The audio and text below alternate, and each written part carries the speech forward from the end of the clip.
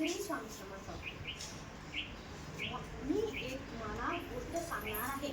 सरांनी मला 3 शब्द दिले आहेत. ते आहे कोल्हा, द्राक्षे, आंबट. आता मी बालमित्रांनो मी तुम्हाला कथा सांगतो. एका गावात एक कोल्हा राहत होता. तो एक दिवशी इतका भुकलेला होता.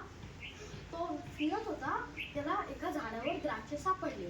तो त्या द्राक्षांपाशी गेला, पण ते द्राक्ष खूप उंच होते.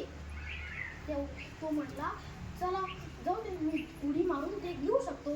त्याने उडी मारली, पहिली उडी, पण त्याला ते द्राक्ष घेता काही आले नाही. तो म्हणला, जाऊ दे, ती माझी छोटी उडी झाली, आता ती मोठी मारतो. त्याने परत मारली, तरी त्याला ते द्राक्ष घेता नाही आले. त्याने तसाच प्रयत्न केला, पण त्याला शेवटपर्यंत घेता नाही आले. पण त्यांनी अन्न बघितलं होतं, म्हणून त्याला ते अन्न सोडून जाता नव्हतं येत. तो कसतरी विचार करून म्हणत होता, कसं काढू. शेवटी तो नाराज होऊन जातच होता. तेवढं त्याच्या मनात आलं की जाऊ दे, ते द्राक्ष आंबटच आहे. द्राक्ष आंबट आहे म्हणून देवाने हे उंच ठेवलं, कोणी खाऊ नाही शकत म्हणून. माझी स्टोरी